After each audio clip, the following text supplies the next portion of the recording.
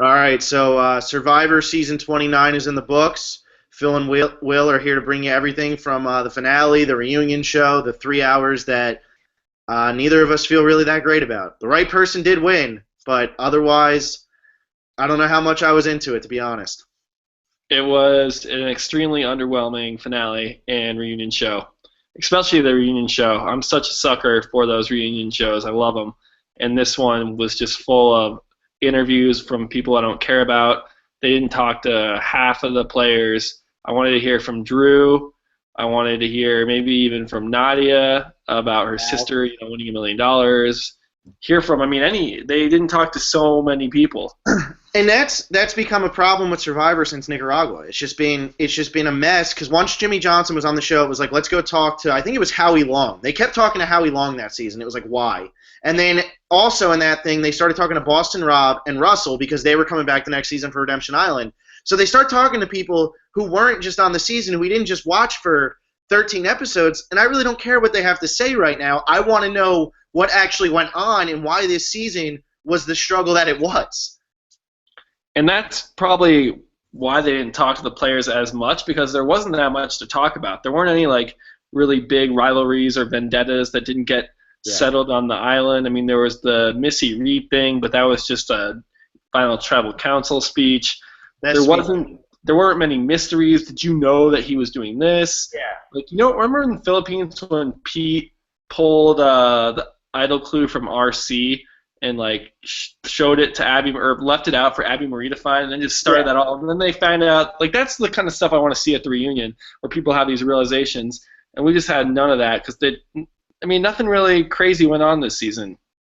Well, and that's it was just it was such a letdown because really Reed's speech at the final tribal was great. And it's I feel like Reed was kind of under-edited on this season because he wasn't a long game player and he didn't have a big game working at Hanapu at the beginning of the season. Really at Hanapu it was Jeremy, it was Missy, and you had to show Natalie and you had to show John because those were the late game players, and I feel like Reed was really under-edited, and you got to see more of him tonight, and he's a charismatic guy, but he's the only one who has any type of grudge still being held in this game. Everybody else was just too nice. And it showed in the game, and it shows still now. Totally showed in the game. Even, they made a little clip of it at the reunion show that all these rewards being given away. It was more than the history of Survivor total. Over 28 other seasons, there hadn't been this many rewards given up. But this season just didn't have many gamers, and we've talked about this before, but there were so many people who didn't kind of had their head in the right Survivor mindset. Keith being the obvious one, but even John and Jacqueline, who just kind of had this power, but they didn't have real power, and we saw that they just kind of were the swing votes a lot. Doesn't really mean you're in power. They didn't have the best Survivor minds. So how many people do you think really were gamers who were there to win and do anything that it takes? The thing is, we've been talking about how Keith almost went ass backwards into winning this game. John and Jacqueline went ass backwards into the power positions. The power players on this season were Josh, Jeremy, Reed, Natalie, and I don't know who else you could put in there. Who else I would say Kelly. Kelly for sure. She wasn't there. Kelly, Val, and Nadia, I would say. But we didn't get to see enough. Survivor fans. Yeah. Survivor fans that, if they had gone farther, imagine if you had a final five of Jeremy, Josh, Kelly, Reed, Natalie. That would be a much better finale. And it's not really, you can't really do anything about it. It just, the way it played out didn't really play out to be that exciting. We knew Natalie was going to win going to this finale pretty much, and especially when Keith doesn't make it to Final Tribal Council, Natalie's winning. There's no way that Natalie doesn't win. And Jeremy said it best when he said that the unpredictable players are harder to play with than the strategists, because the strategists, they are always looking one step ahead. The unpredictable players, like the people like Keith and like Baylor, they don't really know what's going on, so they're just kind of like, oh yeah, sure, I'll do that, or oh yeah, I'll open my mouth here, and then they just mess up the game, and it's like, if John and Jacqueline, and they could have been power players, but if they don't get in that fight, Reed is probably sitting in the final three. Yeah, Reed, Alec. It's crazy. It's a different game. And the stick to the plan thing. Both two things that Reed, didn't go his way. Two things that really don't belong on Survivor, really. Well, it was Blood versus Water. So, yeah. And how do you feel about Blood versus Water? I don't really need to see it again. At least for 5 years, 10 seasons. I don't understand what the water is, to be honest with you. I don't understand the name of this, like the name of these seasons with Blood versus Water. Oh, I can tell you. Go ahead. Okay, so, this is to my understanding. The original Blood versus Water was going to be 5 blood couples versus 5 water couples. And a blood couple meaning, Aris and Vetus, or yes. Sierra and Laura, where they share blood. And then the water couples are, like Tyson and Rachel, and whoever the other couple, Candace and John, Monica and Brad, Cold Pepper. Yeah. Those would be the water couples. That makes sense. What they do now, it's not Blood versus Water. It's just, here's your loved one, which I'm just expecting. Really, at this point, you could say that you're dating a girl, and if they find both of you entertaining enough, they'll just throw you on the show. They don't care if you guys actually like each other. Like, if they think you're interesting, they'll just throw you on. I don't think we're going to see Blood vs. Water for a while. No.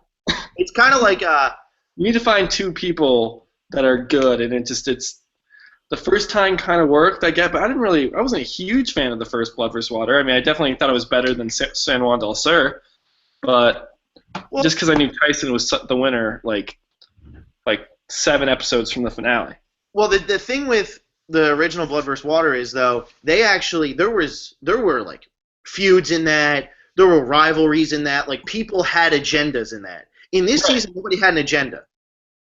Except for Natalie. Because everyone else was just gone too long. That was it. Every player that you wanted to see, and the great thing about last season, Cagayan, was that you had, Spencer, Tony, Cass, Tasha, Trish. Yeah. I know Wu was there, but the players I just mentioned before, those were all players that kind of had an idea of how they were going to get to the end and win, and that's what you want to see heading into a finale. And all of our players that we would have wanted to see, ball out in a finale just weren't there, except for Natalie, and that's why I just made it such a very lame ending to the season. I'm happy that Natalie won of the people remaining, but it was a very underwhelming episode and season. Should we get into the episode? Break down the episode. Let's just start from the top of what probably is one of the worst finales. Probably, I would say the one where Cochran won it was probably the worst one in recent memory, but this is up there. This is for sure up there, and plus it's a terrible reunion show. The whole combination. Yeah. I was like, it was just boring because you knew Natalie was going to win. It was hardly drama. So Jacqueline and Natalie fight after they get back from Tribal, and John's been blindsided. And somebody had actually commented on our podcast from 2 weeks ago saying that we were giving John too much credit and Jacqueline not enough. And I kind of agree with that now. Like, Jacqueline was playing the game. But this just shows, Jacqueline didn't know what she was doing, though, because she didn't understand timing. Why are you getting in a fight at Final 5 with somebody whose vote you need, or you expect them to take you to the end with them? Like, you're not in the power position. You should be kissing their feet. What are you doing? I don't get it. It was just an emotional break. It was just John just got voted out. I completely understand why she's mad. But Jacqueline was definitely the smarter of the two, of that couple, the Jonquilin couple. Like when Jacqueline was suggested, I don't think maybe Natalie voted Alec out on purpose. And John's like, no. And then Jacqueline's like, maybe they're voting you out tonight. You should, maybe you should play your idol. And John goes, no. So Jacqueline was definitely more the better of that couple, I would say. I don't think that makes her kind of a smart player or a power player, but she definitely was smarter than John. Well, I don't want to jump too far ahead, but that even gets further into the end of the episode when she's trying to decide, do I get rid of Natalie or do I get rid of Keith? And she's sitting there talking to Missy, and she's like, I know I should get rid of Natalie. But it was almost like she could never make the big moves on her own, and John was just the more verbal out of the two of them. That's why everybody thought John was like the head honcho of it. Yeah, and John had better connections. Was tighter with the rest of the alliance. People like John. That was the difference. People wanted to hang out with John. Jacqueline annoyed people. That's what it came down to. Yeah, maybe that was. So before the reward challenge, Missy tells Baylor that they want Natalie in the final three, and they're like they're dead set. They're like, that's been our plan. This is what we want. I don't agree with. I mean, I think that's a really dumb move because you have let's say you and I are are Missy and Baylor. Who would you want to sit next to? Jacqueline. Of course, right? You don't want to sit next to Keith, and you don't want to sit next to Natalie. I would go Jacqueline, Keith, and Natalie. Why would you ever want to sit next to Natalie? She's gonna Exactly. win. That's who they were dead set on. So it's so frustrating when you have it's not even like this player that won tonight was filled with bozos who couldn't take her down. They didn't even realize she was a threat, and it was so frustrating that it was so wide open for her. It was almost like Kim in One World. It was like it was so easy. I was just gonna say that to you. Because, like, what Natalie did was pretty much, like, Natalie didn't have the power the whole game like Kim did, but what Natalie did was she took the people who felt close to her and just said, oh, yeah, you could beat me. And they all actually thought that they could beat her, which made no sense in my head, because then you look at, like, even One World, Kim gets to the final against Sabrina and Chelsea, and she gets 8 votes and they get 1. That's the same thing that just happened here. The only reason Jacqueline got 2 votes was because Reed wanted to make sure that Missy got 3rd place and Jacqueline got 2nd. Definitely. I agree with you there. He definitely didn't want Missy sniffing out 2nd place. Yeah. So, reward challenge. What'd you think? I didn't like the challenge, but we got to get into that the actual advantage. Like, what they were playing for. I like when they play for advantages, but I like when it's like, when Malcolm, he was allowed to drop his ball once and then he was allowed to get it again, or when you can move up two spots on the rope. But this, I felt like just was Keith getting 7 hours to win this challenge, to perfect this challenge, while everybody else was going to take 7 hours to perfect it. I think that the whole advantage thing is really cool because it makes the reward challenge kind of part of the immunity challenge. It makes it like a 2-part immunity challenge where you need to kind of do well. You need to win the first phase to really, help you get the win. And I do like advantages. And it was really cool having the advantage brought to camp. We haven't seen that done before, and him kind of practicing. I thought the practicing was cool. But this challenge looked so hard. I mean, it looked impossible. I can't think of a challenge that was harder than this one. And I've seen, all the challenge. I can't think of a more difficult challenge. Like, the only one I could think of, and I was saying it as I was watching it, was when Russell was facing Brett with those friggin' carnival sticks, and they just kept putting sticks on top, because it's almost like it comes down to more of luck at the end, because it's like, is the wind going to blow and just knock your ball off? Or if Keith never got the advantage in this challenge, they would still be there right now doing this challenge. Nobody would have finished. Yeah, maybe. It's hard to say that Keith even needed the advantage because he's been so good at these little challenges. I mean, he won, 3 immunities, and he won some reward. I mean, he was a big challenge threat for a 53-year-old man. And I think he even had a quote in there before tonight's episode. He said, I'm really good with balls. Like, it was in a secret scene. Like, I'm great with these ball challenges. And then here comes another ball challenge. Not only does he have the advantage, but he's just good at these. Well, they even said it in tonight's episode. I think it was Missy or Natalie just looked at him and said, you're really good with balls. And I didn't know if that was supposed to be like a sexual joke, but it actually is. Like, he is good at anything that's just like balance this. He's like the guy who sits there with a ping pong paddle and puts the ball in the ping pong paddle and just sees if he can like keep it on there for like an hour and a half. Like, I don't know. I feel like he's too good at these random things. Like, he was too good at the random things. And that challenge was just hard. Like, no one else even scored 1 ball. So no. It was an interesting challenge. It didn't really matter though, because Natalie has the idol.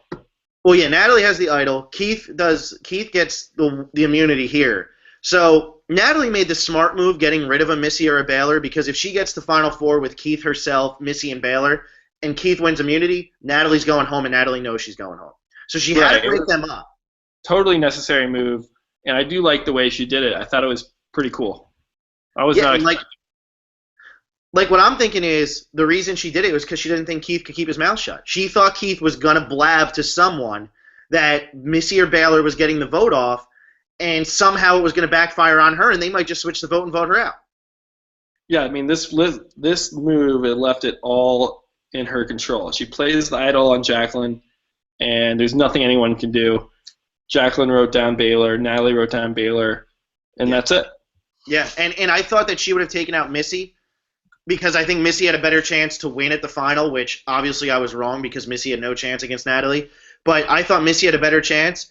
The reason I do understand why she takes out Baylor though, because Missy's got one leg and she is a non-entity in everything after that. Like she's non-existent.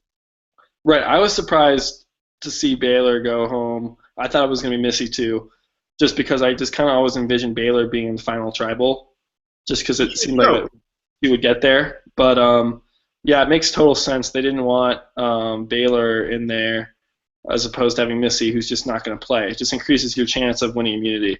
So yeah, it was a good move by Natalie. And before they go to tribal, Baylor asked Natalie, "Would you give the idol to my mom?" And I just did not get that at all. I would love if you could explain that to me because I do not get what she was asking or why she was even asking that. I mean, it doesn't make any sense because if Missy's going to go home, it's going to be because of Natalie. But I think that's just how blinded Missy and Baylor and John and Jack, like not even so much Jacqueline, but like John, I feel like they were just so blinded by this game that they didn't realize like if Missy's going to go home, Baylor, it's because Natalie wants Missy to go home. So why is Natalie going to give the idol to Missy and risk herself going home? Like, it makes no sense. It makes absolutely no sense. It doesn't at all because the only way Missy is going to go home is she needs 3 votes. It would have to be Keith, Baylor, or it have to be Keith, Jacqueline, and Natalie. So Natalie's the one with the idol. It just doesn't add up. It didn't make any sense why Baylor asked. It seems like their heads were just so out of the game. I didn't get that at all. Yeah, I mean, I did think that was a cool move, though. I'm not used to seeing something like that, especially at Final Five, where Natalie comes out, hands her idol to Jacqueline just so that Baylor goes home, and she never had to even risk Keith messing up or anything like that. Like, she kept it all under control, and yeah. I did think that was good. It was a smart move. And how about Jacqueline and Keith not even knowing there was an idol in play? Like, I don't understand. Come on. How did Jacqueline not know if she was just at the Exile Island and said, "Oh, everybody already got this clue"? Like, right. And John knew. They remember in the when they were having wine in the bed. Didn't Natalie say it? Natalie told John that she had an idol, and I guess John didn't say that to Jacqueline. I have no idea. But Keith, I mean, I'm not surprised because Keith was probably playing with rocks, but I don't know. I feel like if you're in the game of Survivor, you have to know how many idols are out there and what's going on with them. It seemed like they were totally shocked that there was even an idol there. And it was cool to see, because usually when we get down to this, it's the last tribal to play your idol. A lot of people just pocket it. It's rare that we see someone actually play it. And so I was really excited when Natalie was like, I'm going to play it, even if she played it on herself, because we don't see that enough. People get like, yeah, I don't need to play it, so I'm just going to keep it. I always hate that because it's just a risk. This was just a well-done move by Natalie. Cocky. And really what this did was this set up Natalie, where it was like this was something she could show the jury and say, look at me. I made this move in front of you. Right in front of the jury. They were all loving it too. You know. Yep. But then, what is it? Baylor goes home, Missy cries, and we're on to day 38. And Natalie says Missy is more dangerous with Baylor next to her at the Final Tribal Council than if Missy is alone. I thought that was really interesting that Natalie said that. I think Natalie wins anyway, but I don't know. Is Missy that much stronger if she's sitting next to Baylor? I feel like Missy could sit there at the final tribal. I feel like when they actually got to this final tribal, Missy didn't know what to say. And it just came off as the same old shit, like, oh, I've been divorced, I've been through a lot, I've been down, I've been picked up, I've been hurt, all this stuff. But what ended up happening is if she's sitting there with Baylor, she can sit there and say, I brought my daughter with me to the end. I played this exactly how I wanted. My goal was to get to the final 3 with my daughter, and I did it. Okay. I can see it helping your argument, but I still don't think she wins. Do you think Natalie would have rather had Missy and Baylor with her or Missy and Keith? Missy and Baylor. Okay.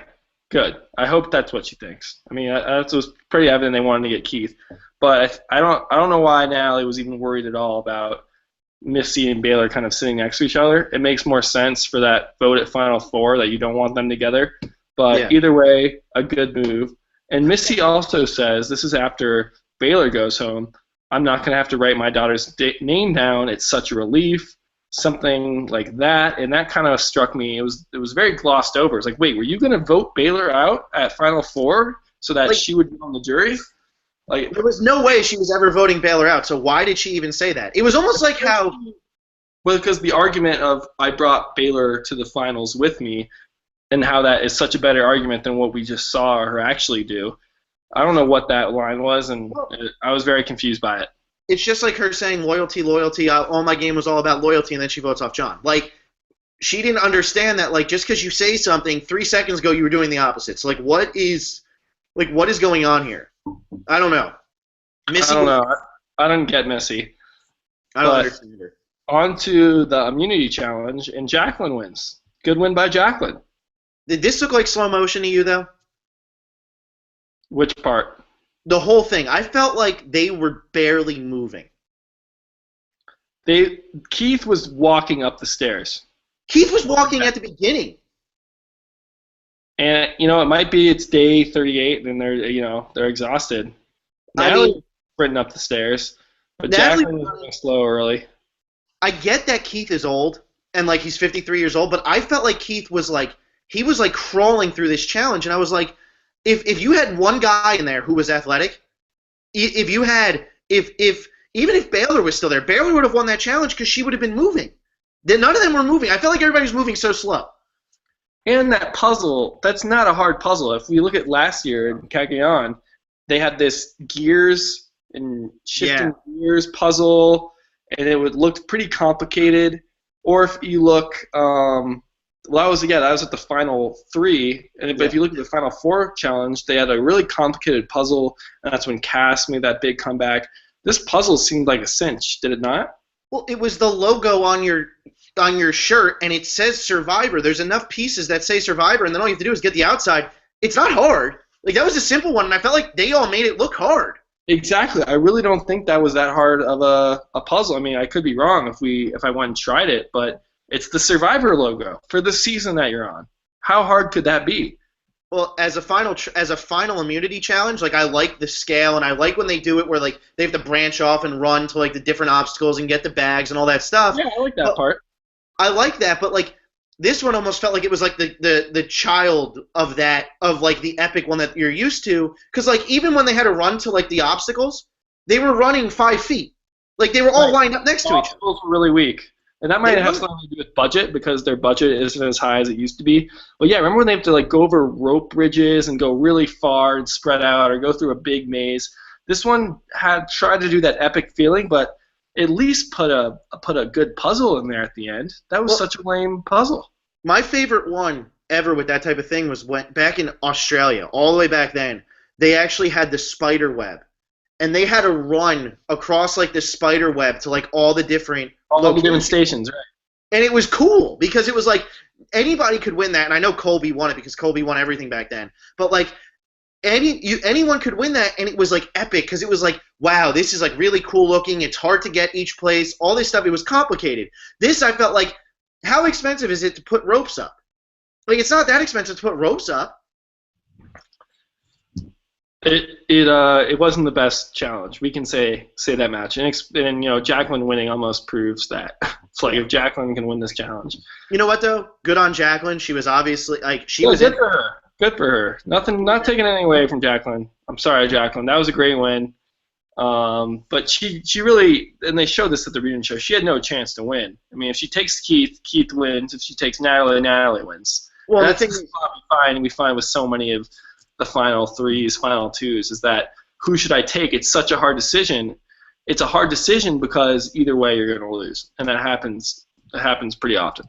Well, you know what it is though, and like this also going way back, but like one of the more underrated winners with Jenna Maraska, when she took Matt over Rob Cesternino, that's somebody who didn't seem like they were playing the game the entire time, and then she takes, when it gets to the Final 3, she gets rid of Rob because she knows Rob would win. These people don't realize. Like, these people don't seem like they realize. Like, I don't think Jacqueline realized, like, Natalie was the worst option. And at least if you go against Keith in the moment, that's the best chance you have. You might not win. You might not think it's up so easily. Keith can open his mouth and spill, I mean, Keith can just you have a way better chance of going against Keith than Natalie. And that's why it was so crazy, because they get back from the immunity challenge, and Jacqueline has the necklace, and it's like Jacqueline and Natalie are the two with immunity almost. Like, Jacqueline even says, obviously it's you and me and one of them. It's like they're the pair. It was crazy because it was like she was deciding between Missy and Keith for a while, which was so confusing to me. Because Natalie knew who she was playing with this whole season, and that's why, like, you have to give her credit, because she might have been playing with people who really didn't know what was going on towards the end. At the beginning, there were good players. But she knew what she was working with, and she did the best with it. She blinded them into thinking that she wasn't even a threat. And she's sitting there talking to Jacqueline. They haven't been aligned the entire season. All of a sudden, they're guaranteed in the final two. Exactly. Jacqueline had all this trust in her all of a sudden just because Natalie played the idol for her. And even, Keith came up to Natalie and Jacqueline and said, you should vote Missy. Missy's been the mom. She's the threat. And then Missy is saying, like, vote Keith out. And it was like, why aren't you guys voting out Natalie? And I guess at the end there, they get closer. Natalie and Missy do talk about it. But I feel like that was Jacqueline's whole game, where she was just one step away from actually making those big moves. Like, she was one step away from getting rid of Natalie. And if she gets rid of Natalie after Natalie saves her the night before, I actually think Jacqueline gets more votes than what they said at this reunion show. I think that she had a chance to win. I really do. Right.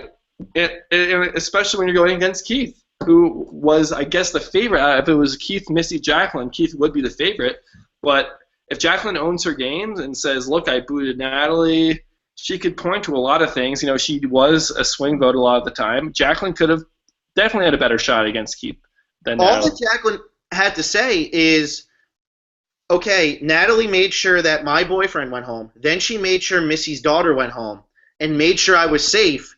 And I said, you know what? Natalie's made too many big moves. I need to make a big move now and get rid of her. And that's my huge move in this game. She did that all on her own. Nobody could say it was John. And that would have been huge. She might have won. I really do think. It would have been interesting to see. I still think Keith had a lot of votes on the jury, just with Wes, Alec, and. But even when Jeff asked it at the reunion, Josh and Reed were like half-assedly putting their hands up, like they were kind of iffy on it. You got to see the final tribal council to really make a good judgment. So let's talk about final tribal council. Keith goes home at final four. Not really a surprise there because we really knew Natalie was going to win. So seeing Keith go is like it would have been great to see Keith and Natalie both in the final tribal council. It would have made it way more interesting because when it was Natalie, Missy, Jacqueline, I mean that's probably the worst final three in Survivor history. It really might be. You know what? The only one that might. You know what it is? It's like this is going to sound pathetic because it's Keith and Natalie, but it was almost like that was like the Ozzy and Yule of this season right now. Like this is what you have left. Ozzy went against Yule and it was close. That would be like Natalie and Keith for all the wrong reasons, but that's how it was. When you have those three, this is like Fiji. There was nobody who did, like really Natalie deserved to win, but other than that, there was no way that one of the other two was going to win. There was no way. Yeah, Fiji's a good one. Maybe Gabon. It was like Sugar and Susie. And Bob. It was like, how was Bob not going to win? It had to be Bob. But that wasn't so much a bad final three because Sugar played the game really, like she played the game aggressively. So I don't think she was a bad player. She had just the worst final tribal council's answers. What's up? She had the worst final tribal council answers of all time. It was hilarious. Sugar? Yeah. She's with Amanda, dude, in China. Jesus, that was brutal. So what do you think of the actual questions and stuff of this one? I thought it was so mediocre. You know what?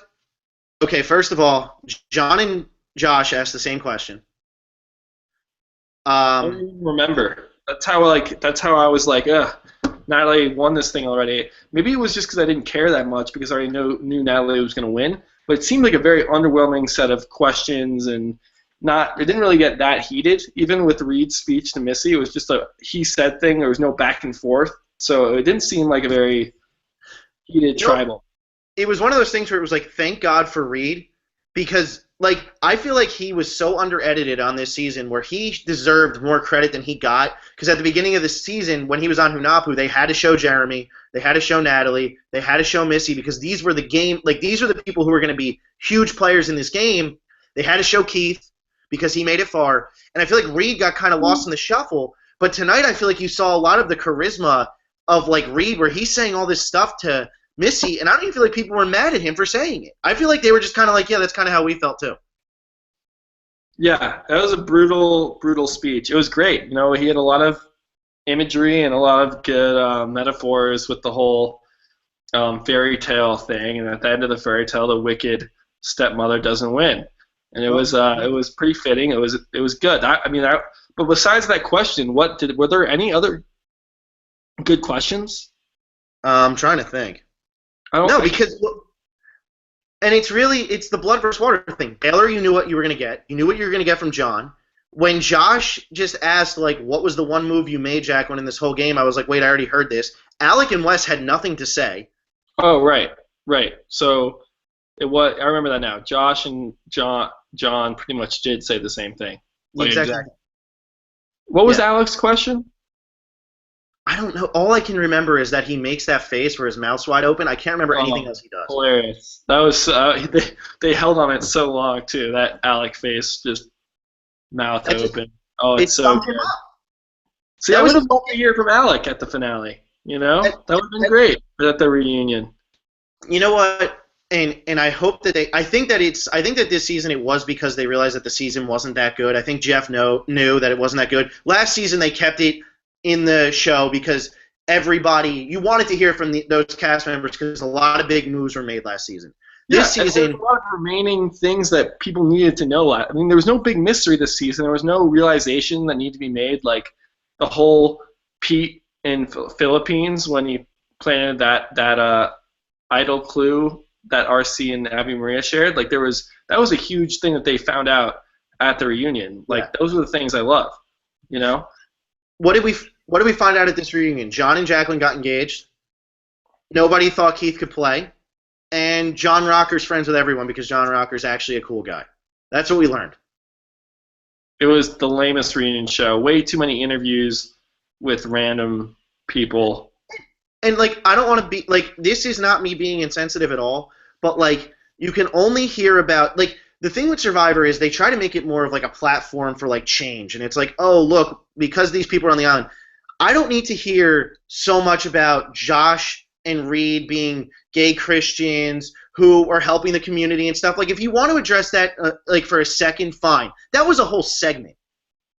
That was a big segment. And did we really need a big segment?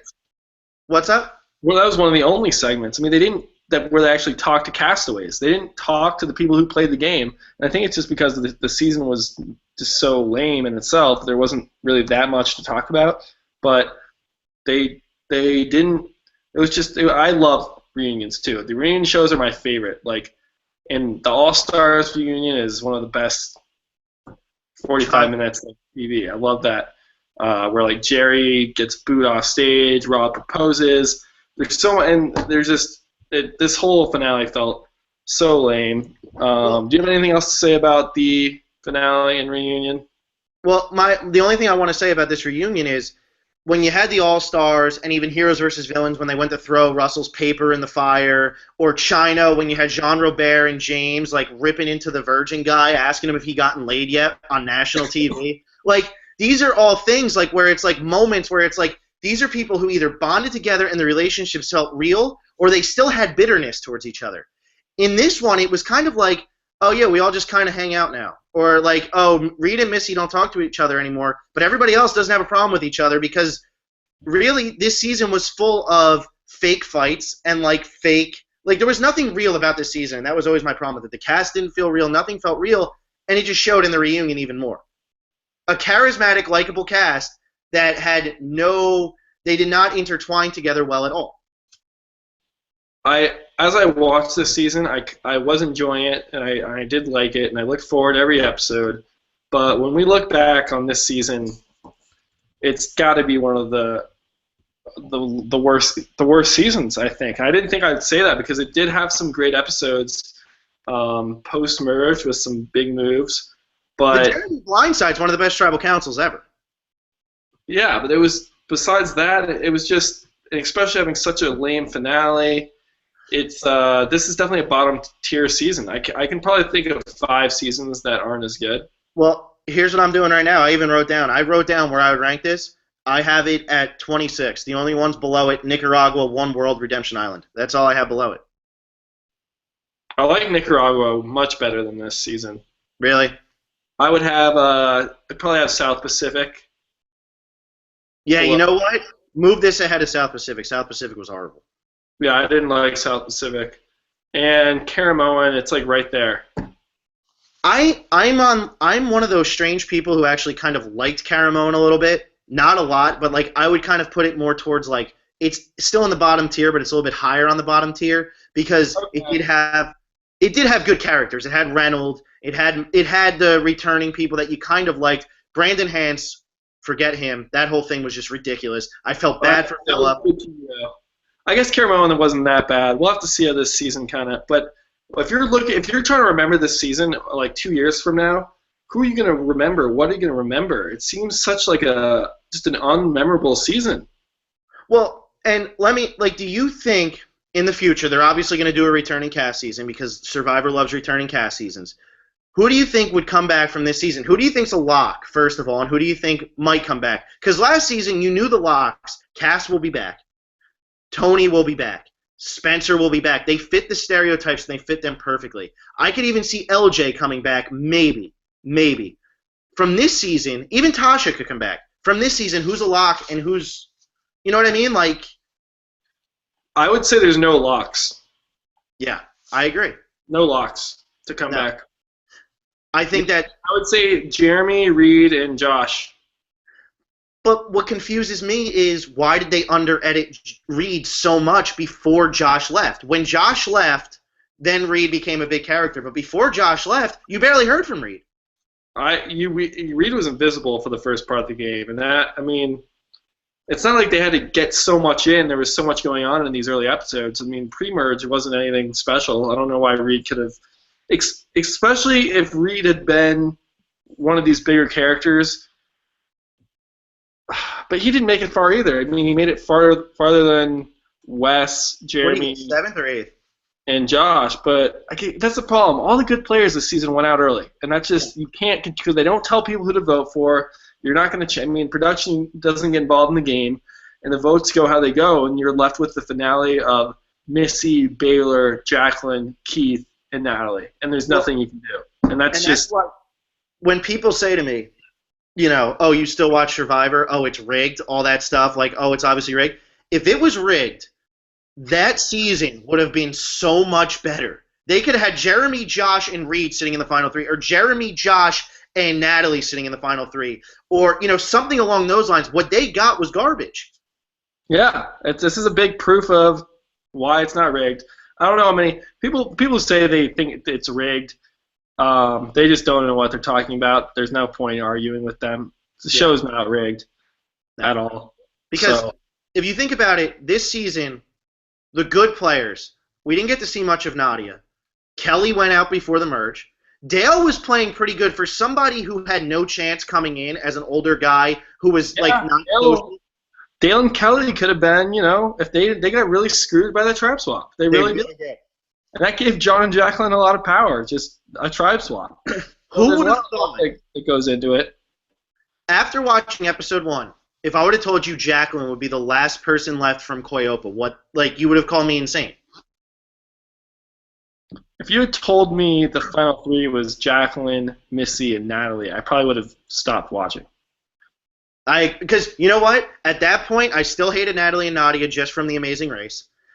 Missy was nothing to me, and Jacqueline kind of annoyed me. Like, right away when her and Val were attacking Baylor, it was like, Jacqueline, you're kind of annoying.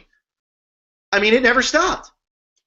Well, we can be glad this season's over. No more San Juan del Sur. And we're on to Worlds Apart. What do you think? What do you think about season 30 coming up? I hear good things. I hear that it's a good season, and I'm not saying the theme or twist is anything special. What they do is they get their 18 castaways and then they split them up. It's not like they cast based on blue collar, white collar, no collar. They kind of just sprinkle them into whatever fits best.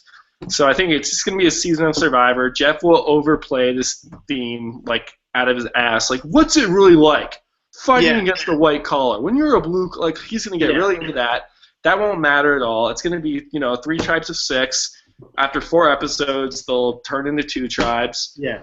And then hopefully we have some. Hopefully they cast some gamers on this season. That's all you can really hope for, right? Is that people come to play. We learned this season that if people don't come to play, it doesn't make for that good of a season. Well, and the whole thing goes back to, if you think classic Survivor, like the first, let's just say 10 seasons, for instance, when you go back to like Africa, one of the best characters from Africa was Big Tom, but it was because he was the only one. When you go to Australia, Roger Bingham was not playing the game, but he was such a likable old guy who you wanted to see do well, but he was the only wild card really there. Now all of a sudden you're putting so many characters who are fitting into stereotypes that it's like this season was just too many stereotypes of too many people who were just random. Drew, Alec. Juan, even as like this football player, it was... Well, both Johns. John Rocker, John Mish. Yeah. You got Julie. I mean, then you're looking at it's like, oh, Jacqueline, here's our story that's already into the game where it's like she can't have kids. Well, here's our story that we can just blow up. You get firefighters on there where it's like we get the Southern firefighters and we get the Boston firefighters. Now they can fight against each other. Which ones? They try to create the storylines before the season happens, and they just need to let it happen naturally like they used to. I hope season 30 is better. That's all I can say. It has to be, right? Like if there's a season that's worse than San Juan del Sur, I'll be pretty frustrated. I'll be pretty disappointed because you can't get much. What did we say? We already said there's like 4 or 5 seasons worse than this. I have 29. So 30, it has to be better. You know what it is? Season 25. Like after Heroes versus Villains, we had the biggest letdown in Survivor history of 21 through 24 with you got Nicaragua, Redemption Island, South Pacific, One World. 4 of like my bottom 10 seasons easy. I would say Nicaragua gets a bad rap because it followed Heroes vs. Villains, which was such a good, throughout every episode there were big moves, big characters. It was 20th season. It was such a great season. So it kind of, if Nicaragua wasn't as bad, I would say, as those other seasons you mentioned. But I hear what you're saying. That was the worst period of Survivor. South Pacific, Redemption Island, One World. You just hope now that you just had this horrible season 29 that season 30 doesn't follow now and they try too hard to do something where it's like, oh, we'll take blue collar, white collar, no collar. We'll really overplay this. And then they end up just getting a cast that's just kind of like, oh, and it's just like they're like, hopefully they don't add in too many twists and they just let the game be how it is. I just hope that they cast people that know Survivor and know how to play. And I think we saw that with Cagayan. And it feels like a Cagayan, right? Because it's 3 tribes of 6, split up by some arbitrary kind of, all right, white collar, whatever. I mean, that's not going to last for long. They're going to switch the tribes. They're going to merge into 2 tribes or something.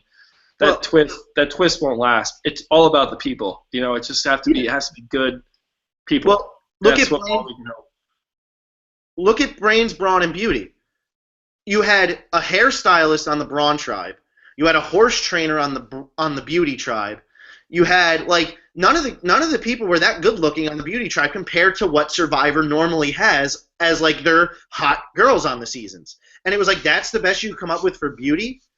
And it's like cast them. They have the cast first. If they don't cast to fit into these, these classes or whatever. So I'm excited for 30 just because it can't be worse than 29. Well, one last, I guess, the last point is, where do you think Natalie fits in as a winner?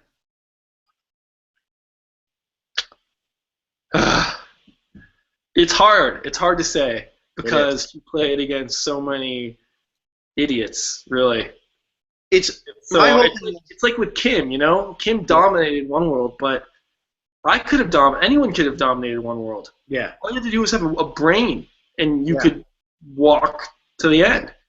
Yeah, It's true. And like my thing is Survivor. Like people always toy with the idea if they ever did an all-winner season, how cool would that be? If they did an all-winner season, and let's say they just did 20 castaways, like the most that they ever do. They don't do like anything crazy. They just do 20 castaways. Do you take someone like Natalie for one of the 10 women you have to choose out of all your female winners, and who just played with buffoons?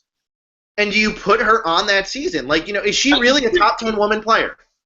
I think you do, just because of logistics-wise. We've only had 28 winners, right? Because Sandra won twice. So there are only 28 winners total. So if we're talking about doing a winner season of, 10 women, 10 men, there's only going to be 8 people who don't participate, so you're probably going to need Natalie. Just because she's young, she can do it again. Yeah. Like, I don't see Amber coming back to play again. Well, Amber's a bad winner. She's the worst. I think she's one of the worst winners of shows. I don't see Sandra coming back to play again. No way. Sandra would come back, dude. I think Sandra would come back. No I think way. After you win twice, you go 2 for 2.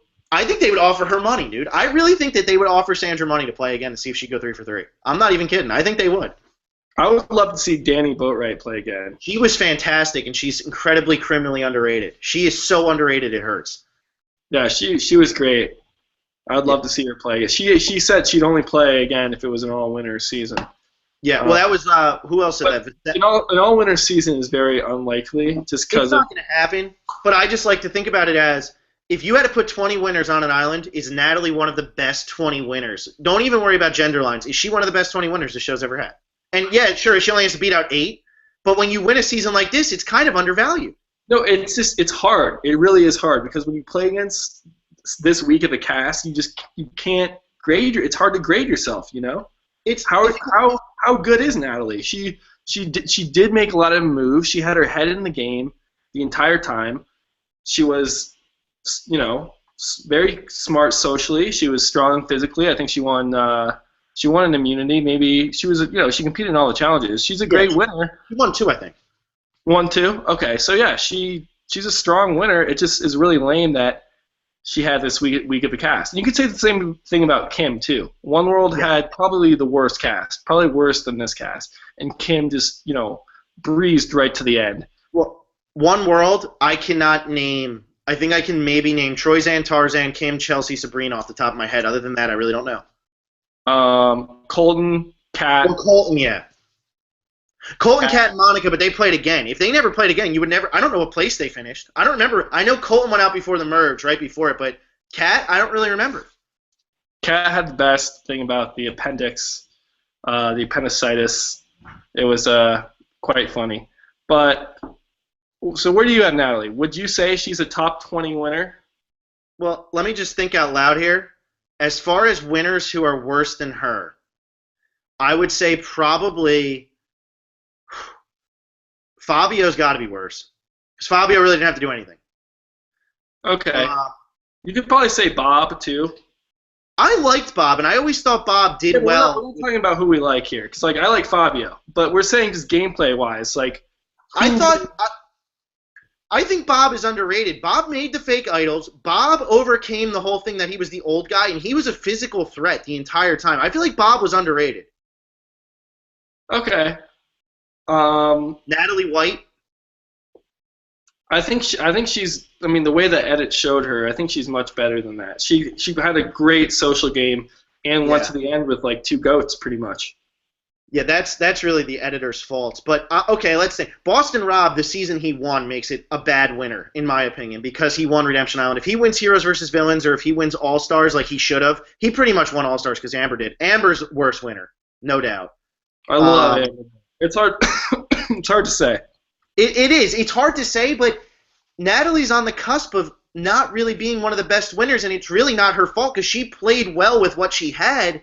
I just don't think that because the season was so bad, I feel like it just hurts her claim as to how good of a winner she was. Okay, I hear that. And so, especially if she kind of, when you have this bad of a cast, you kind of need to dominate your season. People hold Kim in this really high regard because she dominated. She was just in power the entire time. Kim was. And Natalie, kind of floated a little in between. Look at Tom Westman back in Palau. He really wasn't playing with good players. Ian was the only good player who was really on that season with him. And that's why nobody else from that cast has been asked back. And if you look at that, he just dominated that game. That's why everybody thought he was such a great winner.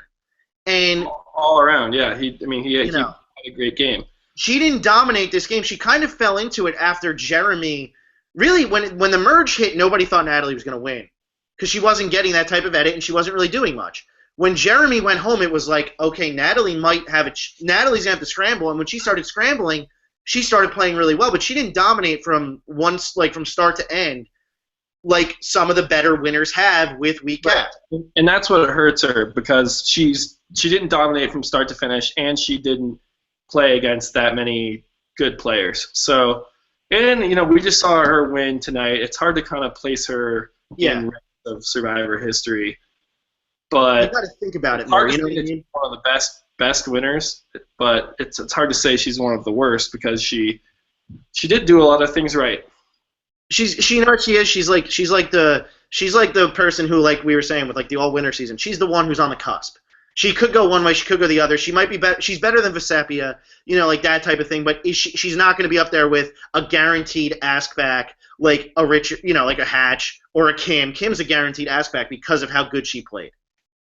I would say they would ask Natalie back just because it's fresh in people's minds, and she did a lot of things right. So, CBS loves her. What's that? DBS loves her. Yeah, no, they would have her back instantly, and I would love to see an all-winner season. But for now, we have season 30, which I'm totally excited for because it can't be worse than San Juan del Sur. Yeah. Hey, you can't have a great season every year. We've had 29 of these things, and how many really bad seasons have there been? Out of 29, not that many. There's been probably 5 or 6 kind of really subpar seasons. I would include this as one of them. So you can't complain. You get a bad season every once in a while. Up until season 20, I'd rewatched every season, so I've seen them twice. And really, none of those seasons, with the exception of maybe Fiji, did I sit there and like cringe while I'm watching it. You know what I mean? Like I was never sitting there like, oh, this is so bad.